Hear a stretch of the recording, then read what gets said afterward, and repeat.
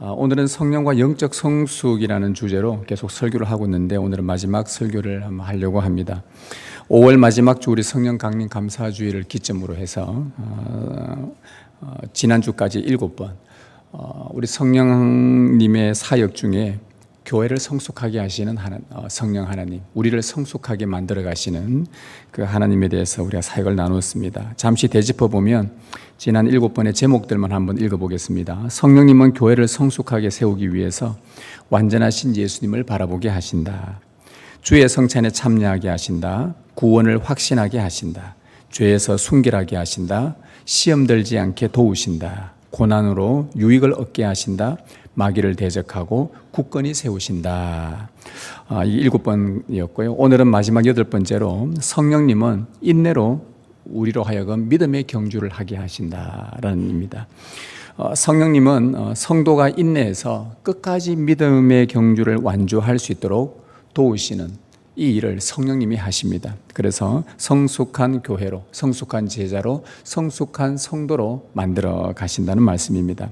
오늘 이 말씀들을 함께 나눠보겠습니다. 오늘 읽은 1절 끝부분에 보면 인내로서 우리 앞에 당한 경주를 하며 라고 나와 있습니다. 좀 더 정확하게 번역하면 인내로서 우리 앞에 당한 경주를 하자라는 이렇게 권면하는 말씀이죠. 이 히브리서는 1세기 당시 공동체에게 우리가 인내로서 믿음의 경주를 하자라고 이렇게 말을 합니다. 여기 보면 우리 앞에 당한 경주라고 되어 있습니다. 우리 앞에 당한 경주, 우리가 앞에 피할 수 없는 경주, 가지 않으면 안 되는 길이란 뜻이죠. 우리 앞에 당한 경주는 다시 말하면 믿음의 길을 말합니다. 평생 달려가야 될 믿음의 여정, 예수 그리스도를 믿고 나서 우리가 죽는 그날까지 평생 우리 앞에 당한 일은 주 예수를 믿는 믿음의 여정입니다. 따라서 믿음의 길은 인내로만 완주할 수 있다라는 말씀입니다. 예수님도 이와 같은 맥락에서 말씀을 하셨습니다. 예수님이 이런 말씀하셨어요. 너희가 내 이름으로 말미암아 모든 사람에게 미움을 받을 것이나 끝까지 견디는 자는 구원을 얻으리라. 예수님 말씀 따르면 끝까지 견디는 자, 즉 믿음에 인내하는 자, 이 사람은 결국 이 세상에서 많은 사람들로부터 미움은 받을 수 있겠으나 결국 구원을 얻는다라고 말씀합니다. 그리고 이 예수님의 가르침을 잘 받았던 사도 야고보 같은 사람은 이 말씀을 꼭 기억하고 있다가 후에 교회들에게 편지를 썼습니다. 그 편지 내용 중에 이런 말씀이 있어요. 야고보가 쓴 편지입니다. 인내를 온전히 이루라. 이는 너희로 온전하고 구비하여 조금도 부족함이 없게 하려 함이라. 인내를 잘 이루면은 부족함이 없는 믿음, 완전한 믿음이 만들어진다고 했습니다. 이 예수님과 사도들이 가르친 핵심은 뭐냐? 믿음으로 말미암는 우리의 구원은 인내로 완성된다입니다. 따라서 성도의 영적 성숙은 인내가 요구되기 때문에 참 쉬운 길이 아닙니다. 여러분, 인내는 쉽지 않습니다. 이 히브리서가 왜 인내로서 우리 앞에 당한 경주를 하자라고 권면했는지 그 배경이 있습니다. 당시 교회는 신앙의 박해가 굉장히 심했습니다. 1세기 당시 교회들은 핍박이 심해서 순교를 해야 될 그런 상황이 있었죠. 그래서 박해가 거세지다 보니까 교회 안에 있는 성도들이 믿음에서 뒤로 물러나는 경향들이 많았습니다. 주춤주춤하는 것이죠. 어려움이나 박해가 없을 때는 몰랐다가 막상 핍박이 찾아오니까 또 그 강도가 심해지니까 버틸 믿음이 없어서 뒤로 물러났던 것입니다. 이 영향은 어디까지 미쳤냐 하면 그나마 믿음을 지켜보려고 좀 버티고 있었던 성도들에게도 영향을 미쳐서 함께 뒤로 물러나는 경향이 있었죠. 그래서 히브리서 10장 맨 마지막에 보면 우리는 뒤로 물러나 믿음에서 떠나 침륜에 빠질 자가 아니요 라고 한 말씀들을 보면 이 당시 때에 참 굉장히 믿음을 지키는 것이 쉽지 않았구나라는 것을 보게 됩니다. 그래서 히브리서 저자는 당시 혼란에 빠진 교회들의 성도들이 자꾸 믿음에서 물러나고 교회를 떠나는 이 모습을 보고서 이 권면을 해야 되겠다, 믿음의 편지를 써야 되겠다 하고 마음을 먹고서는 그가 시련 속에서도 믿음을 끝까지 지켰던 구약의 성도들을 여러 이름들을 나열하면서 그들에게 편지를 썼는데 그 내용이 히브리서 11장에 나오는 믿음의 사람들입니다. 한 대표적으로 몇 사람들 예를 들어보면 노아 같은 사람, 하나님의 약속을 받고 120년 뒤에 홍수가 있을 것이다. 그 약속을 받고 그 약속을 믿고 방주를 끝까지 지었습니다.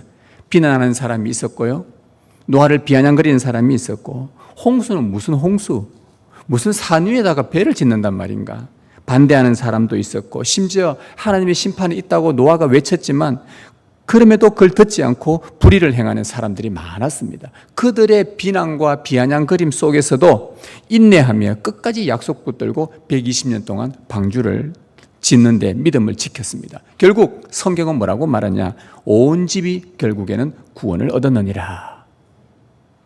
아브라함 같은 사람 이렇게 소개합니다. 하나님이 계획하신 집, 하나님이 지으실 아름답고 영광스러운 성, 그 집을 믿음으로 고대하며 인내로 버텼다라고 아브라함을 소개합니다. 모세 같은 사람은 그리스도를 위하여 받는 수모를, 예수님 때문에 앞으로 오실 예수님을 위해서 받는 수모를 애굽의 많은 물질과 보화들보다도 더 중요하게 여기면서 하늘에서 상 주실 하나님을 바라보며 끝까지 인내로 나아갔다고 기록을 합니다. 이 외에도 히브리서 11장에 보면 어떤 이들은 조롱을 받고 채찍과 결박과 옥에 갇히는 시련, 돌로 치는 것, 톱으로 켜는 것, 시험과 칼로 죽임 당하는 것, 궁핍, 환난, 학대를 받으면서도 주님이 예비하신 더 좋은 것을 고대하면서 믿음으로 인내했다라고 히브리서 11장 기록을 합니다. 이처럼 히브리서 11장에 나오는 믿음의 사람들은 극심한 반대 속에서도 오직 믿음으로 인내하며 주님을 소망했다고 합니다. 그럼 이 사람들은 어떻게 인내하면서 이 믿음을 끝까지 지켜나갈 수 있었던가? 그 이유가 뭘까? 그 이유가 한 가지가 있었습니다. 그것은 하나님의 약속이었습니다. 여러분, 우리 읽지는 않았지만 히브리서 10장 36절에 한번 보면, 앞장에 한번 들어가 보면요, 10장 36절에 아주 중요한 말씀이 하나 있습니다. 꼭 여러분들 밑줄 그어 놓으십시오. 정말 히브리서에서 꼭 기억해야 될 말씀입니다. 히브리서 10장 36절에 보면 너희에게 인내가 필요하며, 인내가 왜 필요한지 말씀합니다. 너희가 하나님의 뜻을 행한 후에 약속하신 것을 받기 위함이라. 왜 인내가 필요한가? 끝까지 믿음을 지켜야 되는 이유가 뭔가? 약속하신 것을 받기 위해서라고 합니다.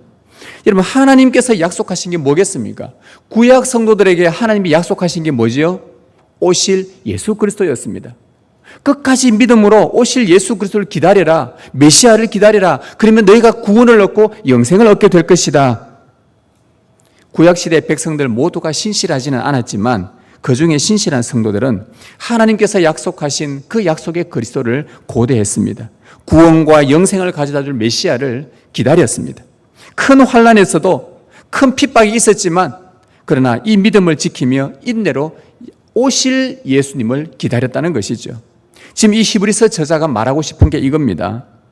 핍박 때문에 지금 믿음의 경주에서 뒤로 물러나고 있는 신약교회 성도들에게, 얘들아, 저 구약의 성도들을 봐라. 이 11장에 나오는 이 많은 구약의 성도들은 아직 오지도 않은 예수 그리스도를 기다리면서도 인내로 믿음을 지켰다. 이들이 지금 하나님이 살아계신다고 우리한테 증거하고 있지 않느냐.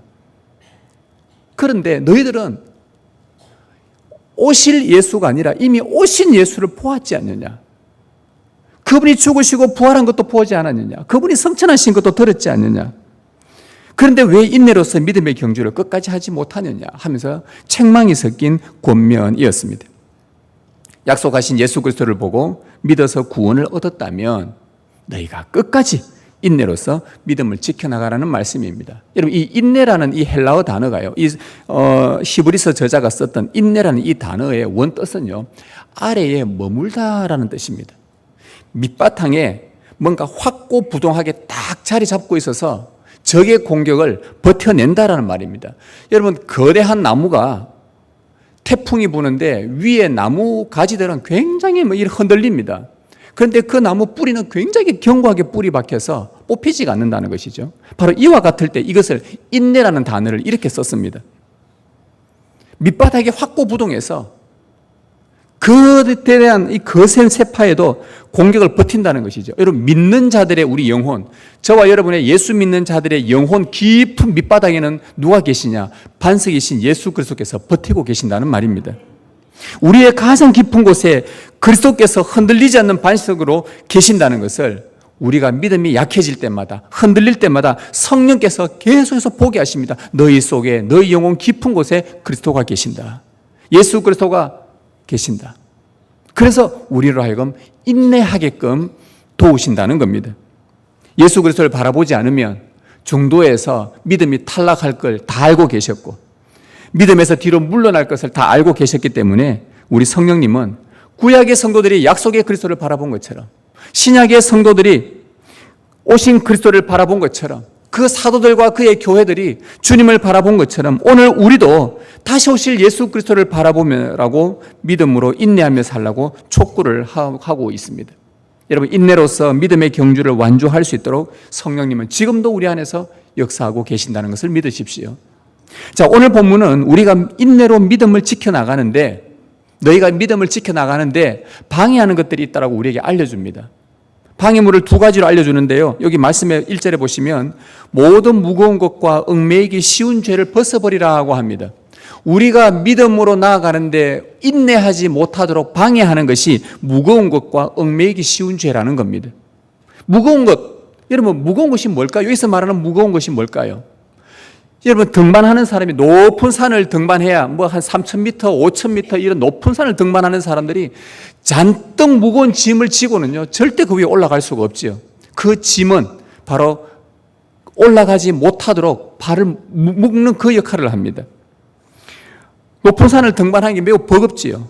조금 가다가 주저앉게 되고 결국은 금방 피로를 느껴서 더 이상 발걸음이 떨어지지 않게 합니다. 여러분 이 히브리서에서 말하는 무거운 것, 우리가 인내하지 못하도록 자꾸 지체하게 만들고 뒤로 물러나게 하고 앞으로 믿음이 전진하지 못하게 하는 우리를 방해하는 이 무거운 것, 이게 뭘까요? 이게 뭘까요? 무거운 것이. 이게 뭐냐 하면은 율법에서 요구하는 절기와 여러 의식들을 이야기합니다. 여러분 이 히브리서는 누구한테 쓴 편지냐 하면 히브리인 그리스도인들입니다. 히브리 사람들, 유대인들인데 예수님을 받아들인 사람들이란 말이죠. 그런데 이 사람들은 예수님을 믿음으로 받아들였지만 유대인들이다 보니까 히브리인들이다 보니까 구약의 율법을 계속 지켜야 된다라는 그런 의식을 갖고 살았습니다. 그리고 그것을 중요하게 여겼습니다. 예수님을 믿었지만 먹어야 될 음식, 먹지 않아야 될 음식, 부정한 음식, 정한 음식을 구분해서 이것은 먹으면 안 된다, 이거는 먹으면 된다. 예수님이 십자가 죽으시고 다 정리하셨는데도 불구하고 지금도 먹어야 되는 거, 안 먹어야 되는 거, 예수님을 믿지만 오랜 선조들로부터 가져왔던 이 전통들이 있다 보니까 이것을 지켰습니다. 여러분 율법 지키는 게 뭐가 문제겠습니까? 사도 바울도요, 유대인들, 그리스도인들은 율법 지키는 것에 대해서 비판하지 않았습니다. 그래, 너희가 부정한 음식 안 먹어도 된다. 그래, 절기와 의식 지킨다고 비판하지 않았습니다. 그런데 바울이 비판했던 것은 뭐냐? 너희가 믿음으로 구원을 얻었지 않았느냐? 그러면 믿음이 중요한 거지 너희가 율법의 의식과 절기들과 전통과 규례를 자꾸 지키다 보니 믿음으로 시작해놓고는 믿음보다 이러한 의식을 계속 더 중요하게 여겨서 나중에는 이러한 것들을 행해야만 내가 하나님의 백성이다라고 자꾸 인식하는 것, 여기에 대해서 사도 바울이 비판을 한 것입니다. 여러분 히브리서가 우리에게 알려주는 중요한 교리가 뭡니까? 너희가 구원을 얻은 것은 단번에 들이신 예수 그리스도의 몸과 피라는 것입니다.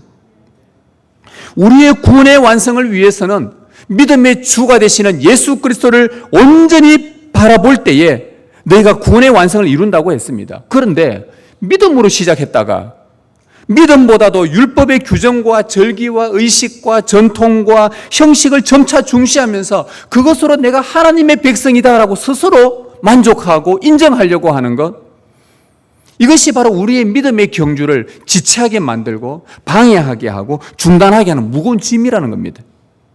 여러분 우리의 신앙생활에서 의외로 우리에게 무거운 짐이 뭐냐 하면 다름이 아니라 우리가 만든 규정들입니다. 우리가 규정을 만들어 놓고 우리가 오히려 발목에 잡힐 때가 의외로 많습니다. 물론 처음 예수를 믿을 때는요, 교회에 오게 되면 나름의 규정이 좀 필요는 합니다. 아무것도 모르니까 성경은 이렇게 봐야 됩니다. 교회에 오면은 예배 시간에 여기에 앉으시면 좋습니다. 성경을 읽을 때는 또 어떻게 할 때는 이렇게 하면 좋습니다. 예배 시간에 어떻게 이야기 안 하는 게 좋습니다. 어떻게 하면 신앙생활 잘할 수 있는지 이런 나름의 규정들이 좀 필요합니다. 처음에는. 그런데 예수 그리스도를 알게 되고 믿음이 생기고 말씀을 알게 되고, 그런데도 불구하고 믿음이 있다 하는데 계속 이거는 이래야 됩니다, 이건 저래야 됩니다. 우리가 만들어 놓은 규정과 그 의식과 절차와 이 규례 때문에 이 사람이 발목이 확 잡혀버리는 거예요. 이거 안 하면은, 내가 믿음이 있는데도 이거 안 하면은 하나님의 백성이 아닌 것처럼 내가 이렇게 되나? 내 안에 만족을 못 누리는 그런 형식적인 그리스도인으로 전락하는 경우가 너무나 많습니다.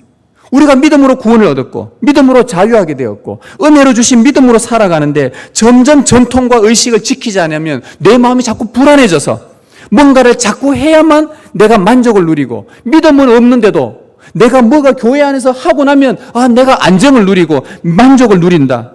그게 바로 우리를 무겁게 하는 짐이라는 겁니다. 우리를 지치게 만드는 것이라는 거죠. 여러분, 히브리서는 믿음보다 어떤 행위를 중요하게 여기도록 만드는 전통과 관습을 무거운 짐이라고 했습니다.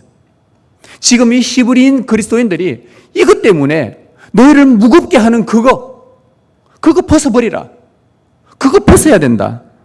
그렇게 권면을 합니다. 그래야만 너희들의 믿음이 경주를 잘 해나갈 수 있다. 무거운 짐을 벗어야 한다. 진리가 너희를 자유케 했으니 자유하라. 그리고 또 하나 믿음의 경주에서 인내를 방해하는 것은 뭐냐? 얽매이기 쉬운 죄라는 겁니다. 얽매이기 쉽다라는 말은 쉽게 덫에 걸린다라는 말입니다. 항상 우리 주위에 얽매이기 쉬운 죄들이 있는데, 이 죄들이 내가 잠깐 딴 생각하는 순간 우리의 발목을 싹 잡고 휘감아 버린다, 이런 뜻입니다. 여러분, 사사였던 삼손 옆에 항상 따라다녔던 여인이 있었습니다. 누구였죠? 들릴라라는 여인이 있었죠. 삼손은 하나님의 뜻을 이루려고 구원 역사를 행하려고 여러 번 애를 씁니다.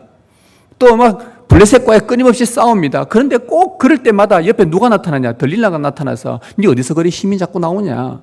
말 안 해줍니다. 그러면 또 힘을 써서 또 하나님의 구원 역사를 행하죠. 그러면 또 나타납니다. 야, 너 어디서 힘이 나오냐? 끊임없이 밀착해서 얽매이기 쉬운 죄처럼 계속 달려드는, 바로 이와 같은 게 얽매이기 쉬운 죄들입니다. 결국 삼손은 머리가 잘렸고 힘을 잃었고 구원의 역사가 큰 방해를 받게 되죠. 여러분, 이 죄는 덫과 같습니다. 주위에 맴돌다가 기회를 포착하면 신속하게 우리의 마음을 휘감아 버립니다. 얽매입니다.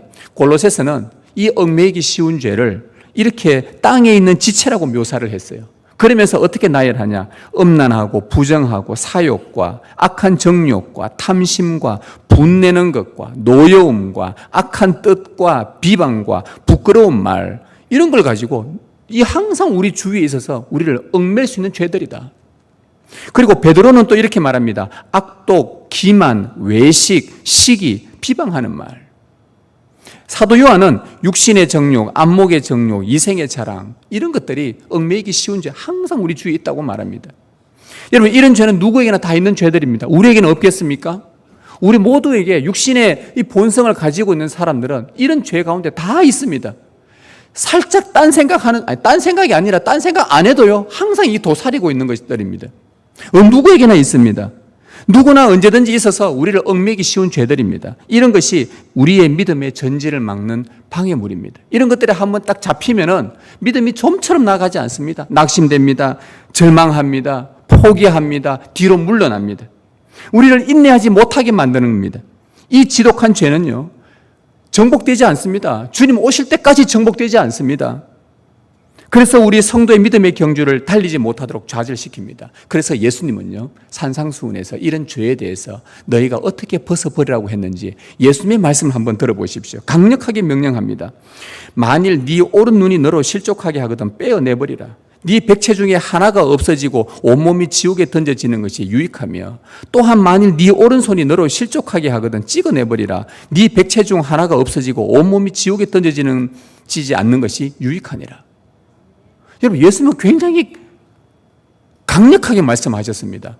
너희 눈이 범죄하면 눈을 빼버리라. 여러분, 이 말은요, 우리 눈이 만약에 죄를 범했다, 그럼 너가 지금 빨리 눈 빼내라. 눈 가지고 지옥 갈래? 눈 빼고 천국 갈래? 이 말입니다, 지금. 그런데 이 말은 주님께서 진짜 눈을 빼라는 말이 아니에요. 네 오른팔이 범죄를 했으면 네 팔 빨리 찍어내라. 이거는 주님께서 너 팔 지금 빨리 당장 잘라내라, 이런 말이 아닙니다. 이건 무슨 말이냐? 그만큼 하나님의 백성은 죄를 벗어버리는 일에 강한 결단이 필요하다는 가르침이에요. 정말 이게 어렵다는 말입니다. 너무너무 힘들다는 말이에요. 그럼에도 너희는 벗어버려야 된다. 이런 얽매이기 쉬운 죄 가운데 우리가 내 자신 속에 이런 죄들이 발견될 때마다 하나님 앞에 나와서 깊이 통회해라, 기도해라, 엎드리라, 회개해라, 그렇게 말씀을 하는 것입니다. 교만과 우리 영적 나태함과 이기심과 자기의와 정욕과 아집과 미움과 시기와 불순종 등 이런 죄의 모양을 가진 것들, 그리고 인간적인 자랑의 옷들, 그 주장스러운 신분의 옷들 다 벗어버려야 됩니다. 주님이 그렇게 말씀하는 겁니다. 유혹의 욕심을 따라 썩어져가는 구습을 쫓는 옛 사람을 벗어버리고, 사도 바울의 권면이죠. 다시 십자가의 그리스도를 믿음으로 바라보십시다. 우리의 지체된 믿음, 뒤로 물러난 믿음, 중단된 믿음이 다시 주님 앞에 나올 때에 새롭게 활기를 찾아 전진하게 될 것입니다. 이제 우리가 마지막으로 한 개 살펴볼 것이 하나 더 있습니다. 자, 우리가 인내로 믿음의 경주를 합니다. 그리고 무거운 것과 얽매이기 쉬운 죄와 같은 이런 방해물들을 하나씩 제거를 해야 되는데, 성령님께서 이 일들을 잘 감당할 수 있도록 우리 옆에서 끊임없이 격려를 해 주신다는 겁니다. 어떻게 격려를 하시는가? 하나님께서 너희 믿음을 완성하신다는 거예요. 첫 번째가, 여러분 한번 보십시오. 우리 앞에 당한 경주를 하며, 이 구절을 다시 한번 잘 기억하셔야 됩니다. 우리 앞에 당한 경주를 한다. 이 당한이라는 이 말은요, 하나님이 정하신 경주라는 말입니다. 너는 반드시 이 믿음의 길을 걸어갈 수밖에 없도록 하나님이 정해놓으셨다는 겁니다. 여러분, 하나님은 우리 각자의 인생 가운데 우리가 믿음의 길을 걸어가야 될 길을 정해놓으셨습니다. 이 말 뜻은 왜 이 말이 우리에게 격려가 될까요?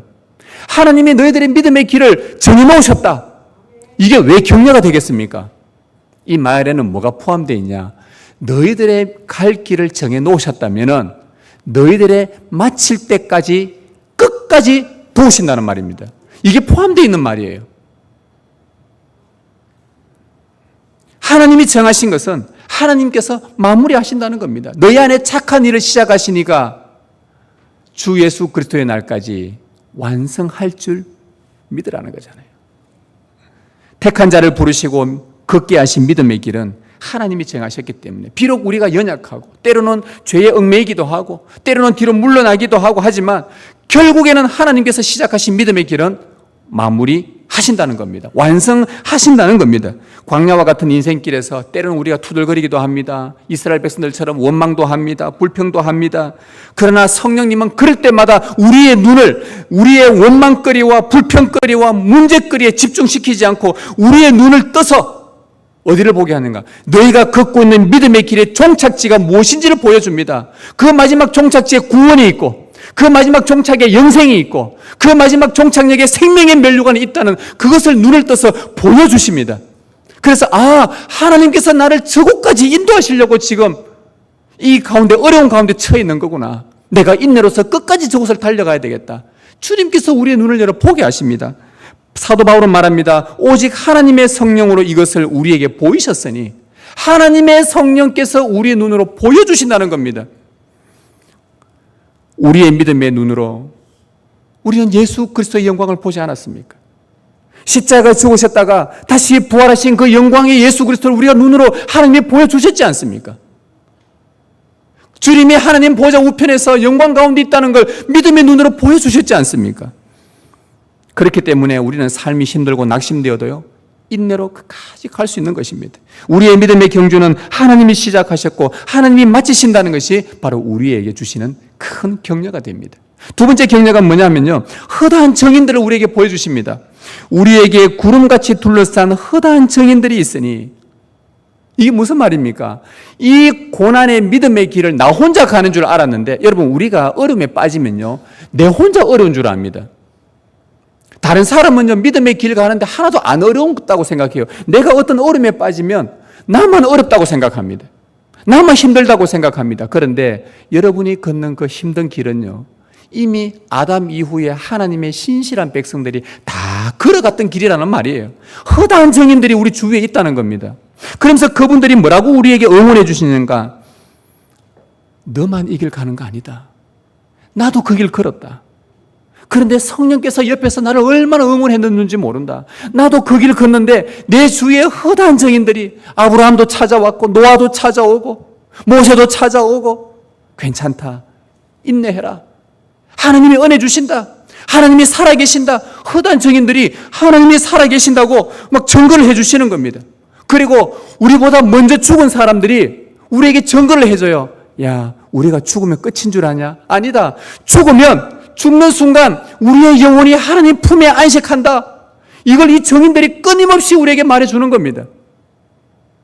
허다한 정인들 우리 주위에 너무 많다는 거예요. 그러면서 우리에게 응원해주고 힘을 줘요. 이게 우리에게 격려가 된다는 겁니다. 아, 그렇구나. 성령의 도움으로 나도 달렸으니 너도 충분히 달릴 수 있다라고 응원해 줍니다. 여러분, 앞서간 믿음의 정인들이 바로 우리에게 격려가 되는 겁니다. 앞서간 정인들처럼 만일 우리도 그 보고 믿음의 길을 잘 걸어가면 우리 뒤에 따라오는 우리의 자녀들, 우리의 다음 세대들이 또 우리를 보면서 믿음의 경주를 해나갈 겁니다. 격려될 것입니다. 우리의 어린 자녀들이 크면은 얘네들도 믿음의 길 걷겠다고 마음 먹으면 고난이 왜 안 오겠습니까? 왜 힘든 일 안 오겠습니까? 우리는 우리의 자녀들이 고생 안 했으면 좋겠다. 고난 안 받았으면 좋겠다. 편안하게 신앙생활 했으면 좋겠다. 그렇게 여러분들이 바라는 마음이 있을지라도 아니요. 믿음의 길을 걸어가려면 우리의 자녀들도 끊임없는 고난 속에 휘말리게 될 것입니다. 끊임없는 고통 속에 있을 것입니다. 그럴 때 이 아이들이 누구를 볼 것이냐? 이럴 때 우리 엄마 아빠는 이 믿음의 길 끝까지 걸어갔더라. 우리 교회 집사님, 권사님은 끝까지 믿음의 길 걸어가는 걸 자기들이 본 거예요. 이분들이 정인들입니다. 이분들이 응원해 주는 거예요. 힘내라, 힘내라, 힘내라. 주님 오실 때까지 이 교회가 계속해서 지속될 수 있도록 너희들이 힘을 내라. 우리도 그 길을 다 걸었다. 그 길을 걸었다. 여러분들이 응원해 줘야 되는 것 아닙니까? 예수님 말씀하셨습니다. 너희는 이 모든 일의 정인이라. 이 모든 일의 정인이라. 예수님이 고난받으시고 죽으시고 부활하시고 성천하시고 다시 오신다는 것에 너희가 이 모든 일의 정인이라. 우리가 그 정인들입니다. 우리 옆에 있는 형제 자매들에게 주 예수의 정인이 되어줘야 합니다. 그들이 볼 때에 아, 저렇게 가면 되는구나. 아, 저렇게 믿음의 길 가면 되는구나.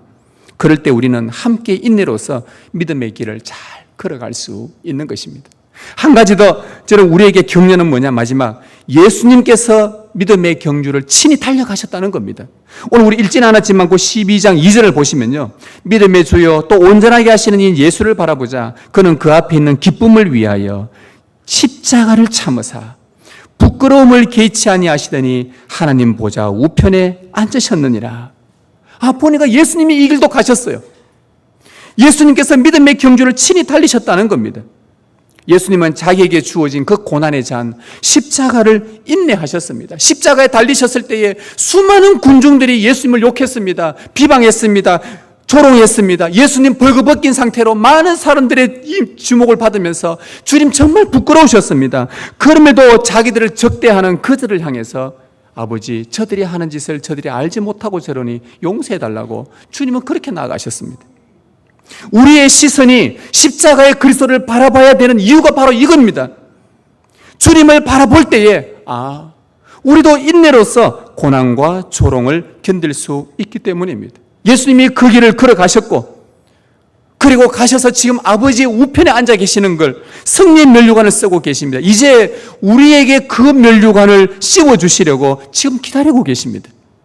친히 고난의 길을 인내로 걸으셨기에 그 아픔을 누구보다 잘 알기 때문에 그 상처받은 마음, 그 고난받았던 마음, 그 억울했던 마음 우리 주님 다 겪었었기 때문에 누구보다 잘 알기 때문에 우리가 그런 고난 중에 있을 때라도 끝까지 인내하며 믿음의 길을 걸어갈 수 있도록 그분은 우리의 손을 붙잡고 이끌어 가실 것입니다. 이것이 우리에게 격려가 되는 겁니다.